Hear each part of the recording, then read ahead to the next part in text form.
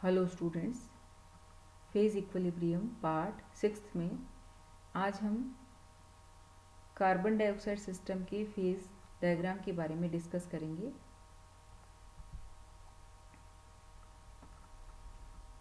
Water system की तरह ही carbon dioxide system का जो फेज डायग्राम है उसे हम कर्व्स में, ट्रिपल पॉइंट में और एरियाज में डिवाइड करते हैं। तो देखिए यहाँ पर आप देख रहे हैं कि 3 कर्व्स दिखाई दे रहे हैं, 3 वक्र यहाँ पर दिखाई दे रहे हैं। कर्व ओ ए, कर्व ओ बी और कर्व ओ सी। ये तीनों ही कर्व जिस पॉइंट पर आकर के मिलते हैं उसे हम ट्रिपल पॉइंट कहते हैं, और यहाँ पर ओ जो है ये वो एक ट्रिपल पॉइंट है। ये कर्व संपूर्ण आरेख को, पूरे डायग्राम को 3 रीजन्स में डिवाइड करते हैं। ए ओ बी, देखिए ये एक रीजन है, सेकेंड रीजन हो जाएगा बी ओ सी और थर्ड रीजन हो जाएगा ए ओ सी। तो इस प्रकार हम देखते हैं कि वाटर सिस्टम की तरह ही यहाँ पर भी 3 रीजन्स हैं, 3 कर्व्स हैं और एक ट्रिपल पॉइंट प्रेजेंट होता है। अब हम पहले कर्व की बात करेंगे, उसके बाद ट्रिपल पॉइंट की, और उसके बाद हम तीनों ही रीजन्स को या एरिया को डिस्कस करेंगे। तो सबसे पहले आप देखिए ये जो ओ ए कर्व है, यह कर्व सॉलिड कार्बन डाइऑक्साइड का सब्लिमेशन कर्व है। इसको हम इसका ऊर्ध्वपातन कर्व कहते हैं, जो कि ठोस कार्बन डाइऑक्साइड का कर्व है।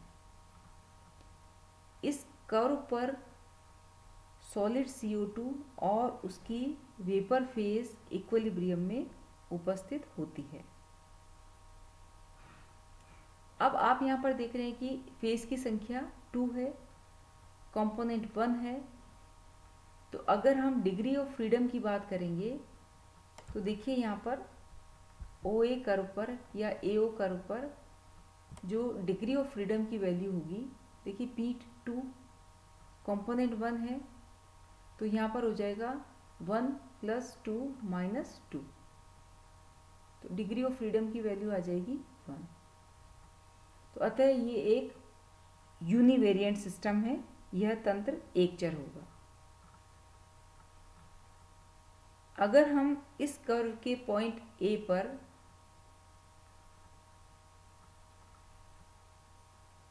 या हम किसी भी पॉइंट इसके किसी पॉइंट ए को देखें अगर, तो वो पॉइंट ए ये बताता है कि एक वायुमंडल दाब पर 1 atm प्रेशर पर जो CO2 का सब्लिमेशन होगा वो -78 डिग्री सेल्सियस पर होगा। ये देखिए यहाँ पर ये कर्व ओ ए कर्व है। ओ ए कर्व का कोई पॉइंट हमने सपोज ए लिया है, तो ये क्या दिखाता है कि 1 atm प्रेशर पर इसका जो सब्लिमेशन होगा वो -78 डिग्री सेल्सियस टेम्परेचर पर होगा। अब हम बात करेंगे ओ बी कर्व की। यह लिक्विड CO2 का वेपोराइजेशन कर्व है। इसको हम CO2 का वाष्पन कर्व कहते हैं।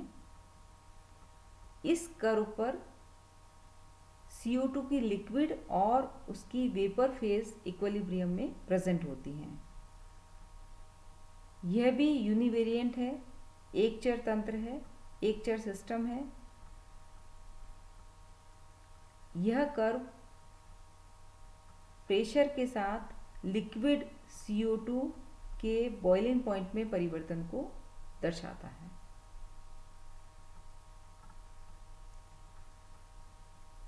अगला कर्व हम बात करेंगे OC कर्व की।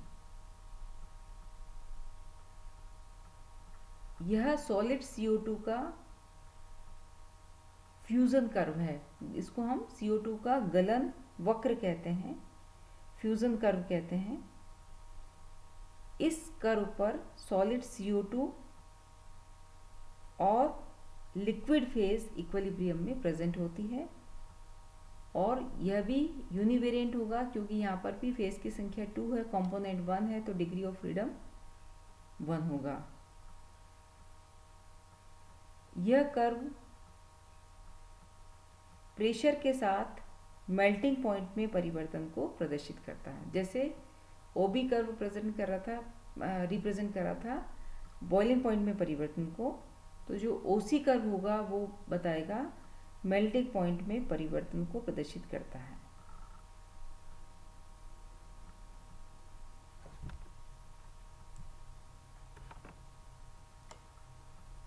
इस कर्व का जो स्लोप होगा वो दाईं ओर होगा, तो यह दर्शाता है कि सॉलिड CO2 का मेल्टिंग पॉइंट जो है वो प्रेशर में वृद्धि के साथ साथ बढ़ता है। यहाँ अगर हम CO2 के स्लोप की बात OC कर्व के स्लोप की बात करें तो slope of this curve is towards the right side, which shows that the melting point of the solid CO2 increases with increasing pressure। क्या बताता है वो कि दाब में वृद्धि के साथ साथ जो सॉलिड CO2 है उसके गलनांक में या उसके मेल्टिंग पॉइंट में वृद्धि होती है।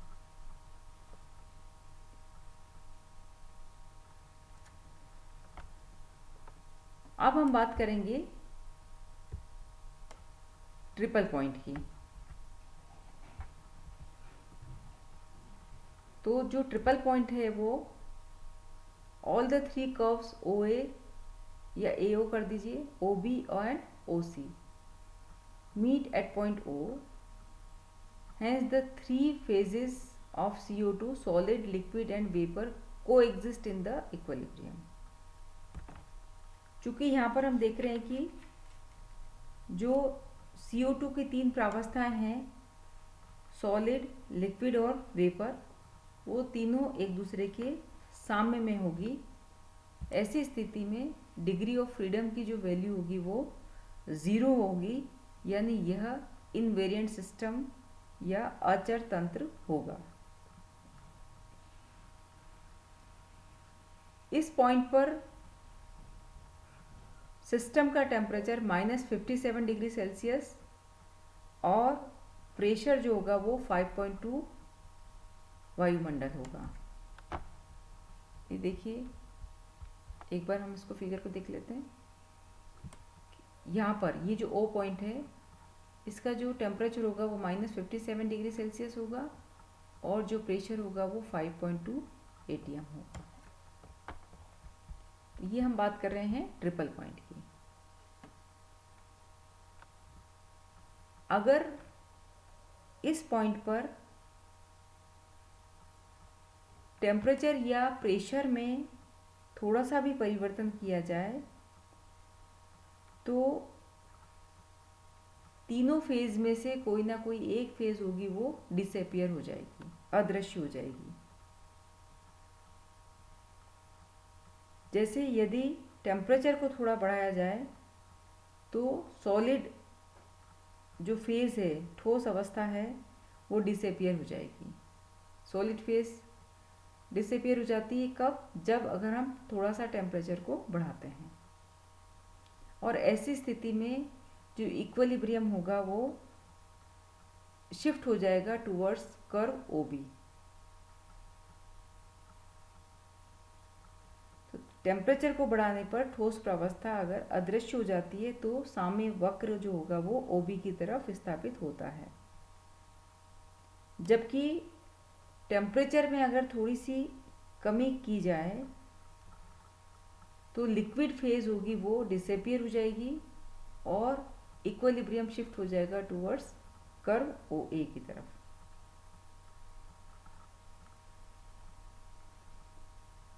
लेकिन यदि टेम्परेचर को स्थिर रखते हुए, टेम्परेचर को कांस्टेंट रखते हुए प्रेशर को बढ़ाया जाए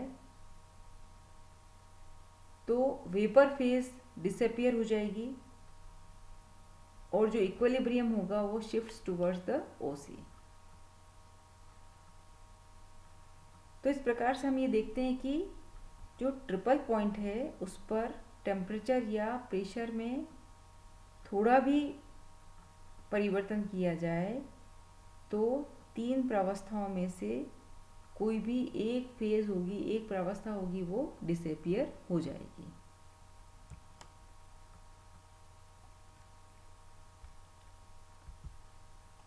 नेक्स्ट हम बात करेंगे एरियाज की। तो हमने देखा था कि एरियाज तीन हैं, AOB, BOC एंड AOC। तो हम फिर से डायग्राम पर जाते हैं। देखिए यहाँ पर हम बात करेंगे तीन एरियाज की। सबसे पहले हम बात करेंगे AOB। देखिए ये AOB, तो ये जो एरिया है वो कर्व AO और OB द्वारा सीमित क्षेत्र है और ये केवल वेपर फेज को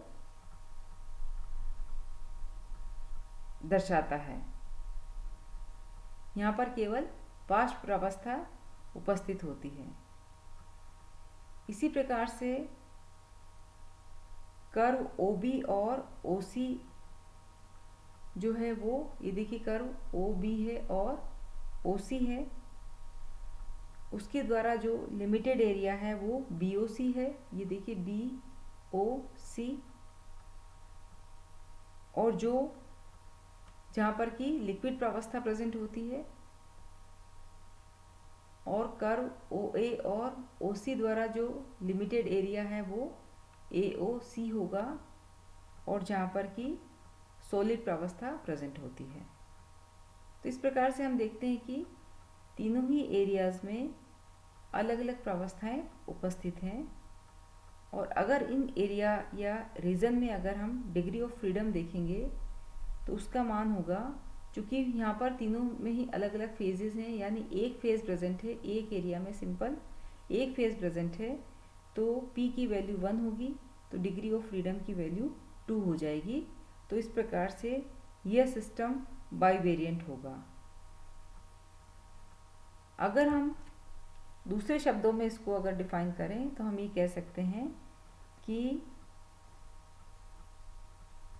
इन एरिया में सिस्टम को परिभाषित करने के लिए टेम्परेचर और प्रेशर दोनों की ही आवश्यकता होगी।